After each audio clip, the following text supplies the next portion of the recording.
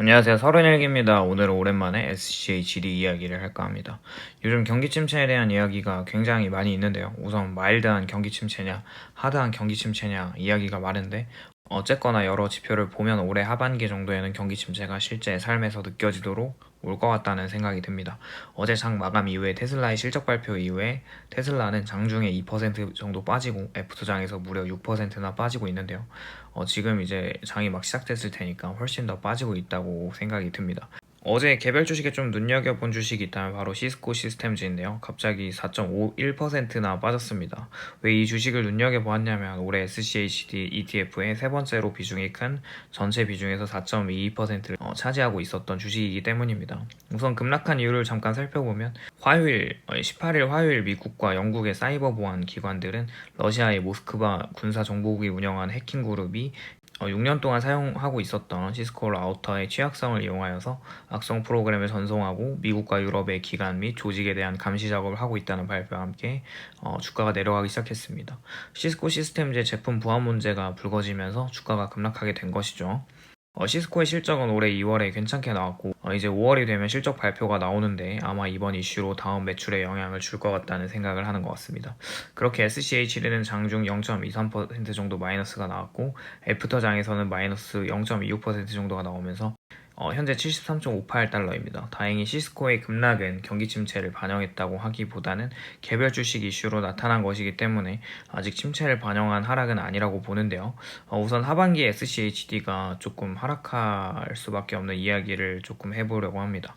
우선 SCHD ETF에서 2% 이상 포트폴리오에 구성되어 있는 기업들의 숫자는 19개인데요. 1위부터 19개의 기업들을 나열해보면 4% 이상 포함된 기업들은 11개이고 펩시, 에브비, 머크, 코카콜라, UPS, 쉐브론, 버라이즌, 암젠, 홈디포, 시스코 시스템즈, 텍사스 인스트루먼트 그리고 3%대의 기업들은 화이자, 브로드컴, 로키드 마틴, 블랙락 이렇게 5개가 있습니다. 3월 리밸런싱 이후에는 주가의 등락에 따라서 1위부터 10위까지의 순위가 확실히 바뀌었는데요. 그만큼 주가 변동이 굉장히 드라마틱하게 움직이고 있다는 이야기이기도 하죠.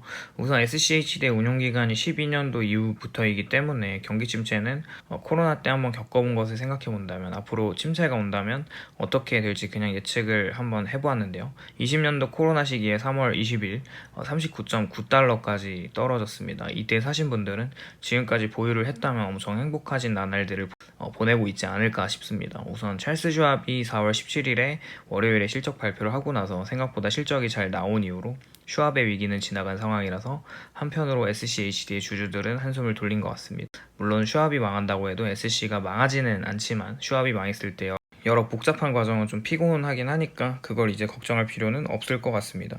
다시 돌아와서 앞으로 올 경기 침체에 SC가 코로나 팬데믹 때 떨어진 하락률만큼 떨어져 준다면 개인적으로 참 고마울 것 같은데요. 그렇게까지 많이 떨어질 것 같지는 않습니다. 하지만 앞으로 올 경기 침체에서 SC는 어느 정도 주가 하락이 분명 있을 거라고 생각합니다. 우리는 그 기회를 잘 노려야겠죠. 먼저 현재 포트폴리오에 담겨있는 기업들이 과거 경기 침체 구간 동안 주가는 어떻게 변했는지 좀 확인해 보면서 앞으로 침체 구간에 SC가 얼마나 하락할지 한번 생각해 보면 좋을 것 같습니다. 우선 SC에 포함이 되어 있는 기업들 중에 최대한 오랜 기간 동안 시장에 있었던 기업들이 있는데요. 두 기업을 볼 수 있는데 필수 소비재에 해당하는 코카콜라와 펩시가 있습니다. 코카콜라의 주가는 2002년 닷컴버블, 2008년 리먼브라더스 파산 위기, 그리고 코로나 팬데믹 때 각각 대략 50%까지 떨어지기도 했는데요. 주의해야 할 점은 침체가 와도 콜라는 마신다는 가정하에 그래도 저렇게 주가가 힘들었습니다. 콜라의 실적을 살펴보면 코로나가 터진 20년 2분기에 잠깐 매출이 72억 달러 정도로 72억 1000만 달러에서 1000만 달러의 매출이 덜 나왔죠. 그런데 엄청난 하락이 있었습니다. 그만큼 매출이 잘 나왔어도 시중에 유동성이 돌지 않고 위기로 가득 찬 순간에는 주가가 역시 하락하는 모습을 볼 수가 있습니다. 그리고 두 번째 펩시도 콜라와 비슷하게 2002년, 2008년, 2020년 주가가 거의 반토막이 나는 모습을 볼 수가 있는데요. 펩시 또한 매출 실적을 살펴보면 20년도 코로나가 터진 이후에 계속 어닝 서프라이즈를 해온 것으로 대단하지만 주가 하락을 피해갈 수는 없었습니다. 현재 두 회사의 주가는 각각 코카콜라가 63.68달러, 펩시코가 184.72달러로 이 두 기업이 현재 주가에서 급락하지 않고 버텨주고 있기 때문에 SC의 급락을 방어해주는 것 같기도 합니다. 최근에 순위권에 들어온 UPS는 현재 SC 포트폴리오 비중에서 세 번째로 큰 비중이 4.21%를 차지하고 있는데요. 3월 이후에 편입된 종목으로 3월 이후 계속 상승 추세를 이어나가면서 SC의 주가를 받쳐주고 있는 좋은 회사입니다. 우선 UPS 산업 특성상 배송 및 수치 공급망을 관리해주는 회사이기 때문에 소비 자체가 둔화되면 이 회사의 매출도 감소할 수밖에 없는 구조인데요. 이번 23년 1월 매출이 상당히 좋지 않았지만 매크로 환율 상황에 따라서 주당 순이익은 높게 측정이 되었습니다. 4월 25일 다음 주에 발표되는 매출은 1분기 동안 소비 상황이 나쁘지 않았기 때문에 완전 망가질 것 같진 않지만 그 이후에는 점점 매출이 둔화되는 모습을 보이지 않을까 싶은데요. 그리고 다음은 에브비입니다. 현재 SC 퍼센티지 1위를 차지하고 있는 제약회사인데 22년부터 계속 매출이 감소하는 모습이 있고 이번 4월에 발표하는 컨센서스는 120억 달러 정도로 확 낮아진 상황인데요. 이 수치를 넘지 못하면 확실히 타격이 있을 것 같다는 생각입니다. 왜냐하면 에브비의 주가는 계속해서 얼타임 하이였습니다. 에브비의 주가가 이 높은 주가의 프리미엄을 납득시키지 못한다면 결국에는 하락할 수밖에 없겠죠.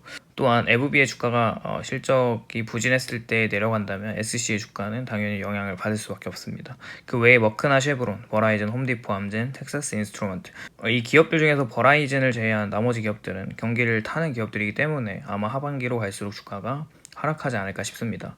그러나 기억해야 할 것은 오히려 주가가 내려가면 그때 SC를 적극적으로 매수를 해야 한다고 생각을 하는데요. 저번 영상에도 말씀드렸듯이 낮은 가격에 매수한 SC의 배당률은 훨씬 올라가기 때문이죠. SC가 어디까지 내려갈지 저도 알지는 못하지만 대략 60달러 부근에서 매입을 했을 때 세후 배당률을 적용하면 3.74%에 달하게 됩니다. 이런 식으로 지속적으로 시가 배당률을 높이는 작업을 낮은 부분에서 SC의 매수를 하는 게 투자의 포인트입니다. 결국에는 배당 성장률은 더 극대화가 될 것이기 때문이죠. 우선 각자 평단가가 다 다르기 때문에 어디에서 매수를 해야 하는지에 대한 기준을 저는 정하지는 못했고, 하지만 앞으로 해야 할 일은 SC를 적립식으로 매수하기보다는 자신의 평단가보다 높을 때는 매수를 하지 마시고 평단가보다 낮아졌을 때, 예를 들면 마이너스 5%의 평가 손실을 기록하고 있으면 얼마 정도 매수를 하고 마이너스 10%일 때 얼마, 마이너스 15%일 때 얼마씩 시나리오를 생각하면서 접근하시다 보면 결국에는 이 투자가 성공할 수밖에 없다고 생각합니다. 오늘은 오히려 주가가 하락하는 국면에서 SC를 투자해야 한다는 취지로 영상을 제작을 해보았는데요. 오늘도 영상이 도움이 되셨다면 좋아요와 구독을 부탁드립니다.